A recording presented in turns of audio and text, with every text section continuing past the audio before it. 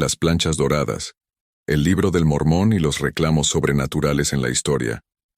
El libro de Mormón es una de las obras sagradas del mormonismo. En este libro se recoge el testimonio de los 11 testigos de las planchas doradas que contenían el relato de lo que luego aparece traducido y publicado en el libro del Mormón. Estos testimonios se dividen en dos grupos, el de los 3 y el de los 11. La diferencia recae en que los 3 primeros vieron no solo unas planchas, sino a un ser angelical enseñándoselas. Los otros 8 restantes vieron solo las planchas. Estos testimonios están firmados por los testigos y aparecen en las primeras páginas del Libro Azul. Hasta donde se sabe, a pesar que varios de ellos se apartaron de la Iglesia de los Santos de los últimos días posteriormente, y alguno volvió, ninguno negó haber sido testigo de la experiencia sobrenatural y de haber visto las planchas. Históricamente, ¿cómo nos acercamos a esto? El argumento de la mejor explicación, el estadístico o el de la analogía nos servirá para explicar qué pasó.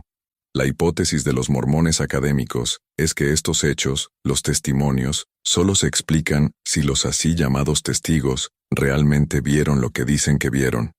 Ahora bien, empecemos con los 3 primeros testigos. La explicación ofrecida tuviera un fuerte alcance explicativo si no fuera por la evidencia externa que ha sobrevivido. Tenemos recogido un fragmento de una entrevista realizada por John Murphy a uno de los 3 testigos, David Whitmer. En esta entrevista se recoge que, cuando el entrevistador le preguntó cómo podía dar testimonio de que había visto y oído a un ángel, Whitmer respondió, ¿nunca ha tenido impresiones? A lo que el entrevistador respondió, entonces, ¿tuvo impresiones como el cuáquero cuando el espíritu se mueve, o como un buen metodista al dar una experiencia feliz, un sentimiento? Exactamente, respondió Whitmer. Entrevista con John Murphy, junio de 1880, EMD 563. Aquí uno de los testigos reconoce que su experiencia fue como la de un cuáquero o metodista en un fuerte estado emocional. En otras palabras, se limita a un fuerte estado emocional que se interpreta como la visión de un ángel. Esto tiene sentido en el contexto de la época, ya que estamos en medio del segundo gran avivamiento, que tuvo como una de sus características durante su segunda fase, el fuerte éxtasis emocional como parte de la experiencia religiosa, así como la época del romanticismo, donde se enfatizaba las emociones sobre la razón. Así se evidencia en las experiencias extáticas entre presbiterianos y bautistas en Cane Ridge en Bourbon County, Kentucky. En resumidas cuentas, al menos uno de los testimonios de los 3 testigos cae por su peso, y esto, sin necesidad de decir que estaba mintiendo, realmente no creo que lo estaba haciendo. A esto, se puede sumar, aunque no hace falta, que varios de los testigos estaban implicados económicamente en la publicación del Libro de Mormón, habían invertido dinero, y que vivían en la cultura de la honestidad.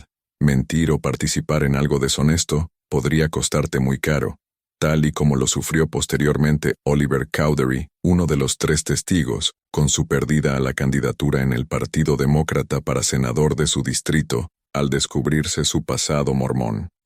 ¿Qué pasa con los otros 8? Ellos dicen que vieron las planchas doradas, y dándoles el beneficio de la duda, les creo. Pero sencillamente, ¿no pudieron ver simplemente unas recreaciones de unas planchas doradas? La hipótesis de la recreación explica fácilmente por qué nadie más vio las planchas posteriormente, esto es, que los académicos en papirología, historia antigua y egipcia, comprobaran su falta de autenticidad. En conclusión, la hipótesis sobrenatural del Libro de Mormón es bastante débil.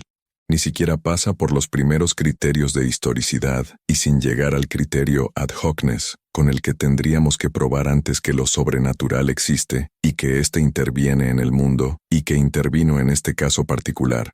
La historia sobrenatural del libro tiene muchos más huecos, pero creo que con lo dicho arriba es ya suficiente para poner en duda dicha explicación. Este escrito fue realizado por el Dr. Jesús Zamora,